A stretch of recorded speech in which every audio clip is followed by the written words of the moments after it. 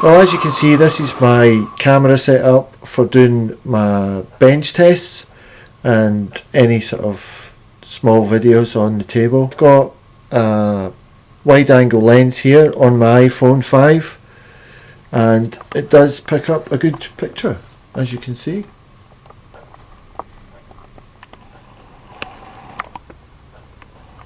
I'll put a link in for that, I think it's Cam Kicks that I got, the little wide angle lens. I've got a telephoto on it as well. So yeah, that's my setup. Okay, so here we are. I've got my PowerShot, my Canon PowerShot SX20IS. It has two mics on it, one there and one there. What we need is some double-sided tape and a synthetic fur hat. I got this at the car boot for £1. The double-sided tape was $1.99. We'll go ahead and we'll attach them to both the left and right mics with the double-sided tape. They normally cost about £10 for wind baffles for your DSLR or even on your iPhone. I'm going to attempt to put it on my iPhone as well. So let's go ahead and see how we get on with it. First off, I'm going to cut out a shape on the double-sided tape to fit round both of the mics. Now what I would suggest first off is that you cut quite a reasonable size of the double-sided paper and then fold it over. I know this sounds a bit daft, but fold it over so it's both sides of the sticky tape are actually non-sticky, and it saves you touching any part of the double-sided tape. Then you cut relatively about the same size that you would need to cover your mic. So there you have got two pieces of double-sided sticky tape that you haven't touched. So the next thing I'm going to do is, I've got a pen lid and I know it roughly covers my mic. So what I'm going to do is draw a circle on the paper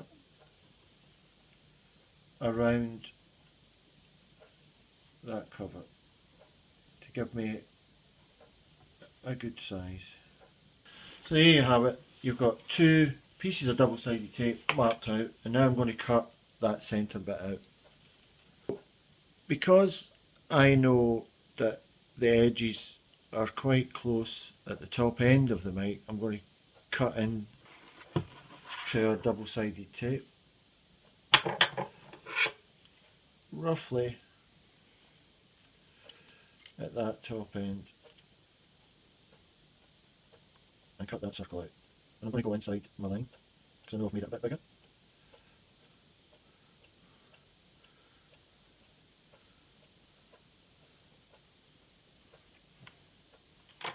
So the next thing to do is take off the double-sided tape from the back end, making sure that you're not on the fold.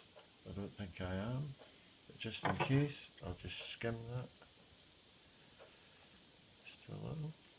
I managed to cut one, and I'm going to place it on the right hand microphone. It's handy to use a pair of tweezers, and then you're touching it as little as possible.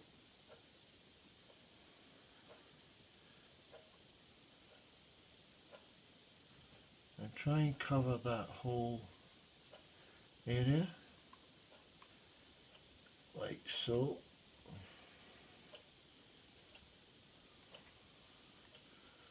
I know it's hard for you to see, but there we go. So we've got double-sided sticky all the way down, and press it in so that you have it all the way in to the corner and that it's not inhibiting your microphone. So that's one done. I'll go ahead and I'll cut the one for this side. again the same. I'll cut into the top end.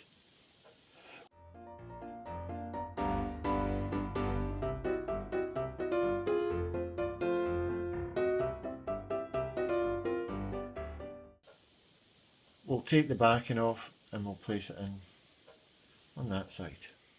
So I've taken the paper off one side. I'll put the sticky side in as close as I can get it to the mic.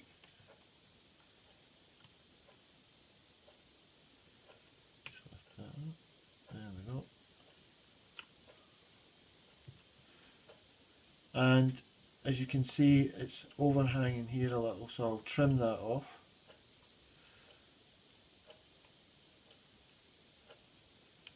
Just pull that up a bit.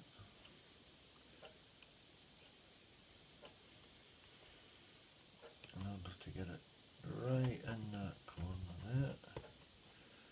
there, and round there. Yeah, I think that's quite good. As you can see, I've covered both sides with the double-sided tape. I've got a little overhang there, but I'll trim that off. So that's looking quite good. So I'll now take off the other side of the double-sided tape once I've cut the fur to fit round the microphones. I think the synthetic fur is quite good for putting on here. So we'll cut a few bits of that and I'll put them aside. So remember to get the backing of the material as well. That's the bit that will hold it onto your camera. Don't try and just attach the fur to the double-sided tape. It won't work very well. So take the backing as well as the fur. Cut yourself a small square and then you can use it for where you need it. You may be able to source this material somewhere else, in a draper's or somewhere like that. So there we have it. I've cut 3 pieces at the moment. I'm going to do one side. So I'm going to take off the other side of the double sticky with the tweezers. Yeah, it's well positioned all round the microphone. I'll place the fur round here on all sides.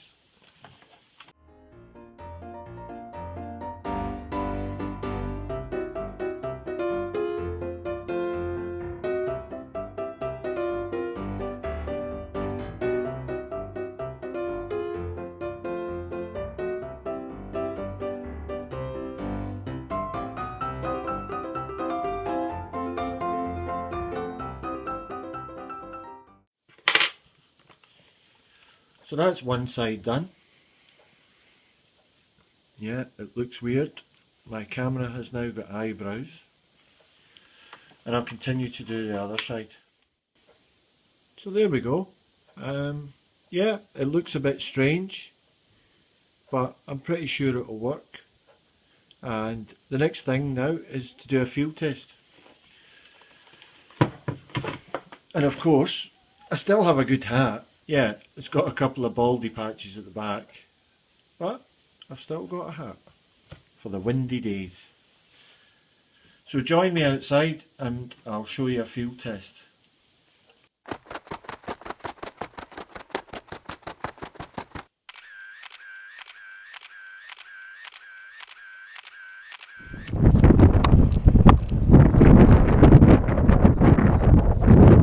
So how's that for a nice farmer? He brings me coffee, fresh coffee, and 2 biscuits. You can't ask for better. That's I think this wee boy's going to come out and join us detecting. So here's my wind test from a little eyebrows on my camera, and hopefully you can hear what I'm saying. I'm going to film it now on my iPhone as well. So as I said, this is my wind buffers that I made out of the hat from the car boot and some double-sided tape, and hopefully you'll hear the difference. The camera, it should sound very good, and on the iPhone there will be a bit of wind and blowing, so hopefully that's a good test. And what I'll do is, the wind's blowing this way, so I'll turn round and do the test the other way.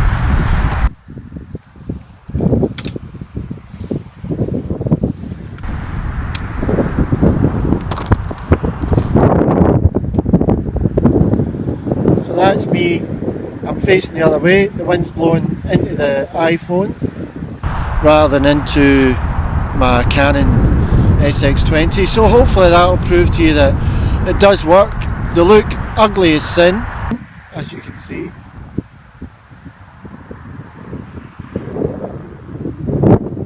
But yeah, I hope that works fine, and good luck. Hope you find a nice hat at the car boot. I'm going to start wearing that other one, it's got nice wee ears on it as well. That's my test. Maybe it's too windy, I don't know. It is quite windy up here. I'm on top of a hill. So yeah. Okay, take care. Thanks very much for watching. Please subscribe if you like the video, and I'll catch you in a bit. Bye just now.